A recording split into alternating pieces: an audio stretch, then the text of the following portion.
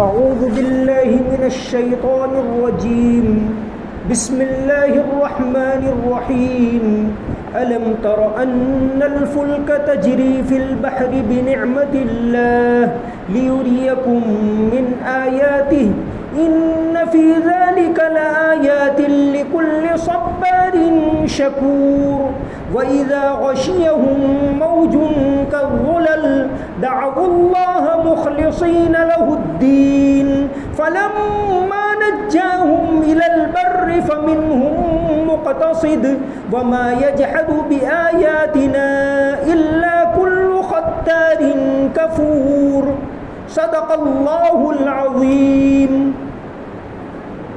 کیا تم نے نہیں دیکھا کہ کشتیاں سمندر میں اللہ کی مہربانی سے چلتی ہیں تاکہ وہ تمہیں اپنی کچھ نشانیاں دکھائے؟ یقیناً اس میں ہر اس شخص کے لیے بہت سی نشانیاں ہیں جو صبر کا پکا اعلیٰ درجے کا شکر گزار ہو۔ جب موجیں سائبانوں کی طرح ان پر چڑھ آتی ہیں تو وہ اللہ کو اس طرح پکارتے ہیں کہ اس وقت ان کا اعتقاد خالص اسی پر ہوتا ہے۔ پھر جب وہ ان کو بچا کر خشکی پر لے آتا ہے تو وہ ان میں سے کچھ ہیں جو راہ راست پر رہتے ہیں، باقی پھر شرک کرنے لگتے ہیں، اور ہماری آیتوں کا انکار وہی شخص کرتا ہے جو پکا بدعہد پرلے درجے کا ناشکرا ہو۔ یہاں سورت کے آخری رکوع کے اندر اللہ تعالیٰ کی ایک بہت بڑی نشانی کا ذکر کیا، فرمایا الم تر ان الفلک تجری فی البحر بنعمت اللہ، کیا تم نے نہیں دیکھا کہ کشتیاں سمندر میں اللہ کی مہربانی سے چلتی؟ آدمی اگر پانی میں ایک چھوٹا پتھر ڈالے تو اندر ڈوب جاتا ہے، لیکن اسی پانی کے اوپر بڑی بڑی کشتیاں، ہزاروں ٹن کی کشتیاں آسانی سے چلتی ہیں۔ یہ اللہ کی قدرت کی بڑی نشانی ہے۔ دنیا کے اندر کاروبار کا بہت بڑا ذریعہ یہ کشتیاں ہیں۔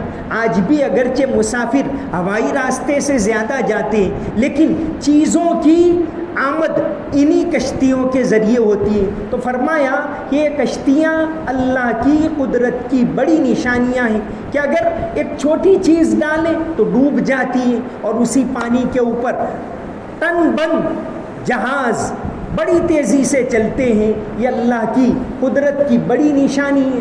تم کہو کہ بھئی یہ آرکیمیڈیز کا اصول ہے یا کہو نیوٹن کا اصول ہے، جو بھی ہیں وہ اصول کس نے بنایا جس کے تحت یہ کشتیاں پانی کے اوپر تیر رہی ہیں؟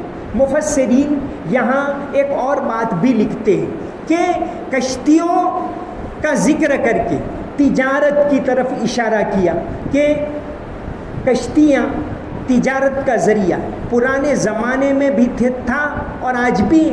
اور حدیث شریف کے اندر جیسا کہ آتا ہے، نبی کریم صلی اللہ علیہ وسلم نے فرمایا کسب الحلال فریضۃ بعد الفرائض۔ حضرت ابن مسعود رضی اللہ عنہ سے حدیث شریف میں مروی ہے کہ فرض نمازوں کے بعد انسان کے اوپر ایک بہت بڑا فرض ہے حلال کمائی۔ تو یہ حلال کمائی کا ذریعہ ہے، تجارت کا بہت بڑا ذریعہ ہے۔ تجارت ان کا مدار بھی ان کشتیوں کے اوپر بہت زیادہ رہا ہے۔ نبی کریم صلی اللہ علیہ وسلم نے فرمایا علیکم بالتجارۃ فإن فیہا 9 اعشار الرزق، کہ تجارت کرتے رہنا۔ اللہ تعالیٰ نے رزق کے 10 میں سے 9 حصے تجارت کے اندر رکھے ہیں۔ یہ حدیث نعیم ابن عبد الرحمن ازدی رضی اللہ عنہ سے مروی ہے۔ تو یہ کشتیاں ایک طرف اللہ کی قدرت کی بڑی نشانی ہے، دوسری طرف کشتیاں انسان کے لیے رزق کا بھی بہت بڑا ذریعہ ہیں۔ جس زمانے میں یہ کشتیوں کا سمندری نظام مسلمانوں کے ہاتھ میں تھا تو دنیا کا نظام بھی مسلمانوں کے ہاتھ میں تھا۔ انسان بہت پرانے زمانے سے کشتیوں کے ساتھ تعلق رکھتا ہے، جیسا کہ حضرت نوح علیہ السلام کا قصہ قرآن کریم کے اندر آتا ہے کہ انہوں نے بہت بڑی کشتی بنائی، ایک طوفان آیا تھا اور حضرت نوح علیہ السلام کی کشتی قرآن کریم کے اندر جیسا کہ فرمایا وَاسْتَوَتْ عَلَى الْجُودِيِّ، جودی پہاڑ کے اوپر ٹھہری، اتنا بھاری طوفان آیا تھا کہ وہ پہاڑ کے اوپر ٹھہری. اور آج بھی حضرت نوح علیہ السلام کی وہ کشتی، ترکی کے اندر ایک پہاڑ ہے، برف کا پہاڑ ماؤنٹ ارارات، اس کے اوپر کشتی موجود ہے اور اس کا کچھ حصہ یوں باہر دکھائی دیتا ہے. حضرت موسیٰ علیہ السلام نے بھی کشتی کے اندر سفر کیا، جس کا ذکر قرآن کریم کے اندر موجود ہے سورہ کہف کے اندر. تو کشتیاں اللہ تبارک و تعالیٰ کی قدرت کی بہت بڑی نشانی ہے. فرمایا الم تر ان الفلک تجری فی البحر بنعمت اللہ، کیا تم نے نہیں دیکھا کہ کشتیاں سمندر میں اللہ کی مہربانی سے چلتی. یہ کشتیاں چلے، کشتی کے اوپر سوار ہو تو اس کی دعا بھی ایک الگ ہے. ویسے سواری کی دعا قرآن کریم کے اندر ہے، سبحان الذی سخر لنا ھذا وما كنا له مقرنین وانا الی ربنا لمنقلبون. سواری کی دعا یہ ہے، یہ بھی قرآن کریم کے اندر ہے. لیکن کشتی میں سوار ہونے کی دعا مستقل الگ، بسم اللہ مجریہا ومرساہا ان ربی لغفور الرحیم، یہ بھی قرآن کی دعا ہے. دعائیں تین طرح کی ہوتی، ایک قرآن کی دعا، ایک حدیث کی دعا. یقیناً جو دعائیں قرآن سے ثابت ہیں اس میں تاثیر زیادہ ہوتی. دوسرے نمبر پر وہ دعائیں جو حدیث سے ثابت ہیں اس میں بھی اللہ تعالیٰ نے تاثیر رکھی، آپ صلی اللہ علیہ وسلم نے جو دعائیں سکھائی. تیسری وہ دعائیں جو بزرگوں سے، اللہ والوں سے ثابت ہیں، وہ دعائیں بھی اللہ کا ذکر ہے. لیکن جو دعائیں قرآن سے ثابت ہیں اور جو دعائیں حدیث سے ثابت ہیں اس کے اندر جو فضیلت اور برکت ہے وہ تیسری قسم کی دعاؤں کے اندر نہیں ہے. تو یہ سواری کی دعا اور کشتی میں سوار ہونے کی دعا یہ دونوں قرآن سے ثابت. جیسے وضو کے درمیان ایک دعا ثابت ہے، اللہم اغفر لی ذنبی ووسع لی فی داری وبارک لی فی رزقی. یہ وضو کے درمیان پڑھے. وضو کے دوران بہت ساری دعائیں ہیں جو بزرگوں سے ثابت ہیں، لیکن یہ دعا جو ہے اللہم اغفر لی ذنبی ووسع لی فی داری وبارک لی فی رزقی، اے اللہ میرے گناہوں کو معاف کر دے، ووسع لی فی داری اور مجھے دنیا کے اندر وسعت عطا کر، وبارک لی فی رزقی میرے رزق میں برکت عطا کر. دعا تو وضو کی لیکن وہاں بھی کہا کہ روزی کی برکت کی دعا مانگو. تو دعائیں تین طرح کی ہوتی ہیں، اس میں سے جو دعائیں قرآن سے ثابت ہو یقیناً ان کا درجہ بہت بڑا ہے. تو یہ قرآن کریم سے ثابت ہے. کشتی میں سوار ہونے کی دعا، ان فی ذلک لآیات لکل صبار شکور. جو لوگ اللہ کی قدرت کے اوپر یقین رکھتے ان کے لیے ان کشتیوں کے نظام میں لکل صبار شکور، ہر پختہ صبر کرنے والے، بڑا شکر کرنے والے کے لیے اللہ کی قدرت کی نشانیاں ہیں. صبار بہت زیادہ صبر کرنے والا، اور شکور بہت زیادہ شکر کرنے والا. کہ اللہ تبارک و تعالی اگر کوئی نعمت عطا کرے تو اس پر شکر ادا کرے، اور اگر کوئی تکلیف آئے تو اس کے اوپر صبر کرے. حضرت ابن مسعود رضی اللہ عنہ سے مروی ہے، اللہ کے نبی صلی اللہ علیہ وسلم نے فرمایا الایمان نصفان، نصف صبر و نصف شکر، کہ ایمان کے دو حصے ہیں، آدھا صبر ہے اور آدھا شکر ہے. آدمی کے اوپر حالات آتے رہتے دنیا کے اندر، کبھی اچھی حالت ہے، کبھی تکلیف ہے، کبھی تندرست ہے تو کبھی بیماری ہے، کبھی روزی کی فراوانی ہے تو کبھی روزی کی تنگی ہے. تو یہ حالات اللہ کی طرف سے آتے رہتے ہیں. تو مومن کے لیے صبر کرے تو بھی اس کا درجہ بلند ہوگا، شکر کرے تو بھی اللہ تبارک و تعالیٰ اس کو بدلہ دیں گے. تو دو طرح کے حالات ہوتے ہیں. اور اسی بات کو ایک حدیث کے اندر آپ صلی اللہ علیہ وسلم نے فرمایا، حضرت صہیب ابن سنان رضی اللہ عنہ سے مروی ہے کہ آپ صلی اللہ علیہ وسلم نے فرمایا عجبا لامر المومن، کہ مومن کے لیے تعجب کی بات ہے، ان امرہ کلہ خیر، اس کی پوری زندگی بھلائی سے بھری ہوئی، ان اصابتہ سراء شکر فکان خیرا لہ، اگر اس کو کوئی اچھی بات پہنچے تو وہ شکر کرتا ہے تو اللہ تعالیٰ اس کو نوازتا ہے، وَإِنْ أَصَابَتْهُ ضَرَّاءُ صَبَرَ فَكَانَ خَيْرًا لَهُ، اگر اس کو کوئی تکلیف کی بات پہنچے تو صبر کرتا ہے تو اللہ تبارک و تعالیٰ اس کو بدلہ دیتے۔ تو مومن کے لیے چاہے شکر کی حالت ہو چاہے صبر کی حالت ہو، دونوں حالتیں اللہ کی طرف سے ہوتی۔ تو فرمایا کہ یہ کشتیوں کا نظام، اس کے اندر اگر تم غور کرو تو ان فی ذالک لآیات لکل صبار شکور، ہر صبر کرنے والے اور شکر کرنے والے کے لیے اس کے اندر اللہ کی قدرت کی نشانیاں ہیں۔ آگے فرمایا وَإِذَا غَشِيَهُم مَّوْجٌ كَالظُّلَلِ، جب ان کشتیوں کو بڑی بڑی موجیں ڈھانپ لیتی ہیں، جیسے سائبان، سمندر کے اندر بہت سی جگہوں پر موجیں اٹھتی، بہت اونچی اونچی موجیں کبھی اٹھتی ہیں، 2-5 میٹر نہیں، 100 میٹر 150 میٹر 200 میٹر کی موجیں اٹھتی ہیں سمندروں کے اندر۔ تو فرمایا وَإِذَا غَشِيَهُم مَّوْجٌ، یہ موجیں اٹھنا، یہ سمندر کا نظام، یہ بھی اللہ کی قدرت کی نشانی ہے۔ اگر انسان غور کرے کہ اتنا سارا پانی اس زمین کے اوپر یہ کس نے پیدا کیا ہوا ہے۔ وَإِذَا غَشِيَهُم مَّوْجٌ كَالظُّلَلِ، جب موجیں سائبانوں کی طرح ان پر چڑھ آتی ہیں تو وہ اللہ کو اس طرح پکارتے ہیں کہ اس وقت ان کا اعتقاد خالص اسی پر ہوتا ہے۔ اس سلسلے میں ایک واقعہ حدیث شریف کے اندر آتا ہے، حضرت اکرمہ کا، ابو جہل کے بیٹے اکرمہ، آپ صلی اللہ علیہ وسلم مدینہ کے اندر تھے، پھر بھی مسلسل یہ لوگ مکہ میں رہ کر مخالفت کرتے رہے۔ آخر کار اللہ تبارک و تعالیٰ نے آسانیاں پیدا کی۔ دیکھو سب سے پہلی جو جنگ ہوئی، بدر کی لڑائی، وہ رمضان کے مہینے میں ہوئی۔ ہم لوگ رمضان کو پتہ نہیں کیا سمجھتے، یہ سن ہجری 2 میں لڑائی ہوئی، 17 رمضان، 2 دن پہلے 17 رمضان گزرا، گزشتہ کل ہی، تو 17 رمضان کو یہ لڑائی ہوئی۔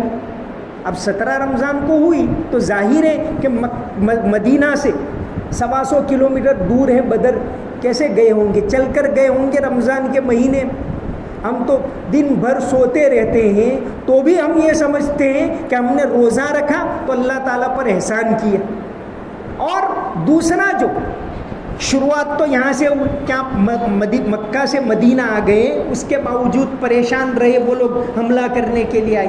اب اللہ تعالیٰ نے آہستہ آہستہ آہستہ آسانیاں پیدا کی، اور جب یہ معاملہ کلائمیکس کو پہنچا، فتح مکہ سن ہجری 8 میں، یہ بھی رمضان میں پیش آیا، 20 رمضان فتح مکہ کا واقعہ 20 رمضان کو پیش آیا۔ آپ صلی اللہ علیہ وسلم مدینہ سے 10 رمضان کو نکلے اور 10 دن کے اندر آپ مکہ پہنچ گئے۔ 10 دن میں 500 کلومیٹر کا سفر رمضان کے مہینے میں طے کیا۔ اسی رمضان میں نماز بھی پڑھتے، تراویح پڑھتے، تہجد پڑھتے، سب پڑھتے، راستے میں پڑاؤ ڈالتے اور دن کو چلتے۔ اور ہم لوگ تو رمضان کے اندر سوتے رہتے، ہم نے یہی سمجھ لیا ہے کہ سوتے رہو، رمضان گزار دو، ہو گیا۔ یہ تو اللہ کی عبادت کا مہینہ ہے، اور رمضان اسی وقت ہے جب آدمی کام کرے اور پھر صبر کرے تو حقیقت میں رمضان ہے، ورنہ وہ دن بھر سوتا رہے تو وہ روزہ تو ادا ہو جائے گا، لیکن حقیقی رمضان کی برکت ہے وہ تو صبر کرے آدمی، اور خوشی کے ساتھ صبر کرے، کوئی شکایت نہیں، کیونکہ روزہ رکھا ہے اللہ کے لیے تو اس میں کوئی شکایت نہ ہو۔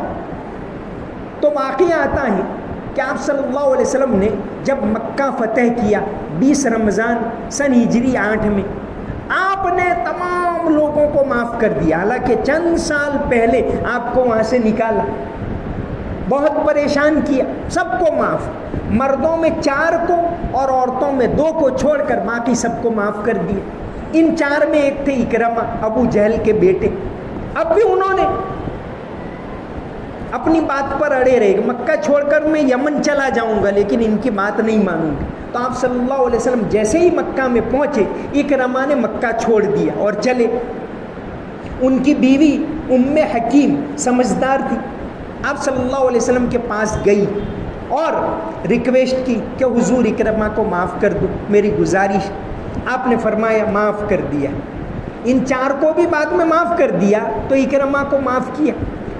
حکیم نے کہا کہ اکرمہ تو چھوڑ کر چلے گئے مکہ، اب میں جا کر کہوں گی تم کو معاف کر دیا تو وہ مانیں گے کہاں؟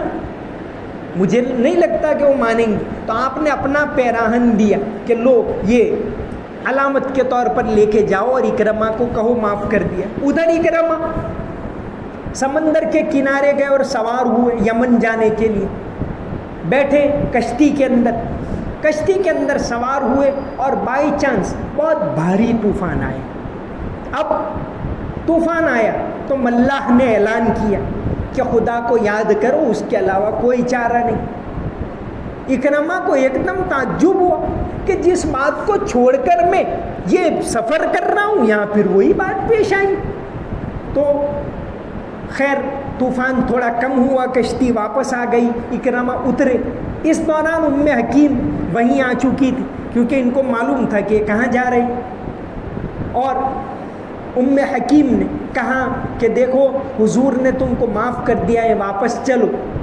تو یہ حدیث کے اندر یہ واقعہ بھی آتا ہے سمندر کے اندر طوفان کا کہ حضرت اکرمہ پھر مکہ کے اندر آئے، ایمان لائے. آپ صلی اللہ علیہ وسلم نے نہ صرف معاف کر دیا، سب صحابہ کرام کو تاکید کی لا تسبوا اباہ، ان کے باپ کو ان کے سامنے برا بھلا مت کہنا کیونکہ یہ ان کو تکلیف پہنچائے گا. یہ آپ صلی اللہ علیہ وسلم نے اعلان کیا. تو یہ سمندر کے اندر موجوں کا اٹھنا، جب موجیں اٹھتی ہے تو کسی کے قابو میں نہیں رہتی، چاہے سائنس کتنی ترقی کر لے، چاہے انسان کتنا آگے بڑھ جائے، لیکن اللہ کے سامنے بے بس ہیں وہ. تو فرمایا کہ فَإِذَا رَكِبُوا وَإِذَا غَشِيَهُمْ مَوْجٌ كَالظُّلَلِ، جب موجیں سائبانوں کی طرح ان پر چڑھاتی ہیں، دعوا اللہ مخلصین لہ الدین، تو وہ اللہ کو اس طرح پکارتے ہیں کہ اس وقت ان کا اعتقاد خالص اسی پر ہوتا ہے. پھر جب آدمی کے اوپر تکلیف آتی ہیں تو خدا یاد آتا ہے، پھر تکلیف چلی گئی تو وہی حالت. بہت کم لوگ ایسے ہوتے ہیں جو اس سے نصیحت پکڑتے ہیں. تو یہ کشتیاں اللہ کی قدرت کی نشانی ہے. اور پھر اس آیت کے اندر یہ بات بیان کی کہ کبھی سمندر کے اندر طوفان آتا ہے، پھر اس کے بعد جو آگے آیت آ رہی ہے اس کے اندر یہ بات یاد دلائی کہ لوگوں یہ تو طوفان دنیا کا ہے، ایک بھاری طوفان برپا ہونے والا ہے، ایک زلزلہ برپا ہونے والا ہے اور ساری دنیا ختم ہونے والی ہے. اللہ تبارک و تعالیٰ اس دنیا کو ختم کرنے والے ہیں اور دوبارہ تم کو اللہ کے سامنے کھڑا ہونا ہے. وہ اس کے بعد کی آیتوں کے اندر انشاءاللہ ذکر ہوگا. تو کشتی یہ اللہ کی قدرت کی بہت بڑی نشانی ہے کہ سمندر کے اوپر سینکڑوں ٹن کی کشتیاں ہزاروں ٹن مال لے کر چل رہی ہیں، تیر رہی ہیں، پانی کے اندر ڈوبتی نہیں. دوسری طرف ایک چھوٹی چیز ہوتی ہے وہ ڈوب جاتی ہے. تو اللہ تبارک و تعالیٰ نے یہ کیسا عجیب نظام پیدا کی. ایک زمانے میں سمندر کے اوپر مسلمانوں کا کنٹرول تھا، جس کو علامہ اقبال نے کہا تھا یہاں ہنگامہ ان صحرا نشینوں کا کبھی، بحر بازی گاہ تھا جن کے سفینوں کا کبھی. سید سلیمان ندوی رحمۃ اللہ علیہ نے ایک کتاب لکھی ہے عربوں کی جہاز رانی، کہ کسی زمانے میں کیسا یہ جہازوں کے اوپر کنٹرول تھا تو تجارت کے اوپر کنٹرول تھا، تجارت کے اوپر کنٹرول تھا تو دنیا کی سیاست کے اوپر کنٹرول تھا.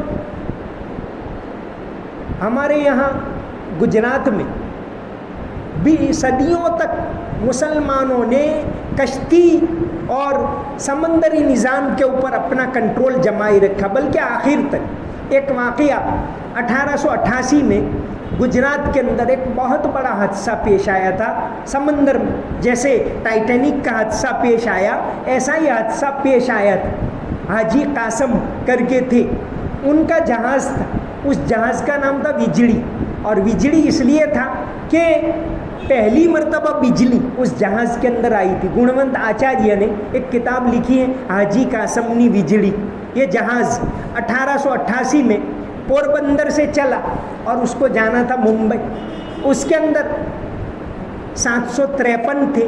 اس میں اکثر اسٹوڈنٹ تھے کیونکہ ممبئی میں SSC کا امتحان ہونے والا تھا اور کچھ لوگ شادی کے لیے جا رہے تھے. یہ جہاز جب ویراول سے نکلا پھر آگے چلا اور اس کو کوئی حادثہ پیش آیا اور پورا جہاز تباہ ہو گئے. گجرات کی تاریخ میں یہ ایک بہت بڑا واقعہ کہلاتا ہے. ایک مصنف یونس چیتل والا, انہوں نے ابھی کتاب لکھی بجڑی حاجی قاسمنی. خیر, کہنے کا مطلب دو باتیں کہ ایک تو یہ جہاز یہ اللہ کی قدرت کی بڑی نشانی ہے. ان فی ذالک لآیات لکل صبار شکور. ہر صبر کرنے والے اور ہر شکر کرنے والے مومن کی دو صفات یہاں اس آیت کے اندر ذکر کی گئی. تکلیف آئے صبر کرے اور اللہ کوئی نعمت عطا کرے اس پر شکر ادا کریں. دونوں صورتوں میں اللہ تبارک و تعالی بدلہ دیتے ہیں. وما علینا الا البلاغ المبین. اللهم صل على محمد وعلى ال محمد وبارك وسلم. ربنا آتنا في الدنيا حسنة وفي الآخرة حسنة وقنا عذاب النار. یا اللہ ہمارے گناہوں کو معاف فرما, یا اللہ ہماری غلطیوں کو معاف فرما, ہمارے قصوروں کو معاف فرما. یا اللہ تو نے اپنی مہربانی سے ہم کو رمضان کا مہینہ عطا کیا, ہماری مغفرت فرما. یا اللہ ہماری مغفرت فرما, تمام گناہوں کو معاف فرما. یا اللہ روزوں کو قبول فرما, تراویح کو قبول فرما. یا اللہ رمضان کا آخری عشرہ تیری طرف توجہ دینے کا ہے, تیری عبادت کرنے کا ہے, تجھ سے مانگنے کا ہے. اس عشرے کی قدر کرنے کی توفیق عطا فرما. آخری عشرے کے اندر تیری عبادت کرنے کی توفیق عطا فرما, ذکر کرنے کی توفیق عطا فرما, تلاوت کرنے کی توفیق عطا فرما. ہمیں گناہوں سے پاک صاف فرما, حیا والی زندگی نصیب فرما, پاکیزہ زندگی نصیب فرما. یا اللہ حلال روزی عطا فرما, حرام سے حفاظت فرما, حرام کی نحوست سے حفاظت فرما, جھوٹ سے حفاظت فرما, خیانت سے حفاظت فرما, امانت والی زندگی نصیب فرما. آپس میں محبت اور بھائی چارہ نصیب فرما, آپس میں مل جل کر رہنے کی توفیق عطا فرما. حقیقت میں ہمیں اکرام مسلم کی توفیق عطا فرما. یا اللہ کسی کے لیے ہمارے دلوں میں کینہ نہ ہو, یا اللہ ایسی توفیق عطا فرما. یا اللہ مرنے کے بعد کی زندگی کی تیاری کرنے کی توفیق عطا فرما. تمام مسجدوں کو آباد فرما, مدرسوں کو آباد فرما, تمام دینی اداروں کی حفاظت فرما, قبرستانوں کی حفاظت فرما, خانقاہوں کی حفاظت فرما. یا اللہ ملک کے اندر امن و امان عافیت کا ماحول پیدا فرما. یا اللہ مسلمانوں کو صبر عطا فرما, ہمت عطا فرما, صرف اور صرف تیرا خوف نصیب فرما. ہر طرح کے خوف سے ہمارے دلوں کو آزاد فرما. یا اللہ جن لوگوں نے گودرا کے اندر محنتیں کی انہیں بھرپور بدلہ عطا فرما. جن علماء کرام نے اس شہر کے اندر دین کی ہوائیں چلائی, دین کے لیے محنت کی, دین کے لیے قربانیاں دی, مسجدیں آباد کی, مدرسے تعمیر کیے, یا اللہ ان تمام علماء کرام کو اپنی طرف سے بھرپور بدلہ نصیب فرما. مرحوم مولانا ادا صاحب, مرحوم مولانا یوسف قاسمی صاحب, مرحوم مولانا عبد الرحمن گنیا صاحب, مرحوم مولانا ابو العلا درگاہی صاحب, اور یا اللہ کتنے علماء ہیں جنہوں نے اس شہر کے اندر محنتیں کی. ان کی محنتوں کی بدولت آج ہم مسجدوں کے اندر ہیں, آج ہم روزہ رکھتے ہیں, آج ہم تراویح پڑھتے ہیں. یا اللہ ان علماء کرام کو بھرپور بدلہ نصیب فرما, انہیں جنت میں اونچا درجہ نصیب فرما. اللہم صلی علی محمد وعلی آل محمد وبارک وسلم برحمتک یا ارحم الراحمین.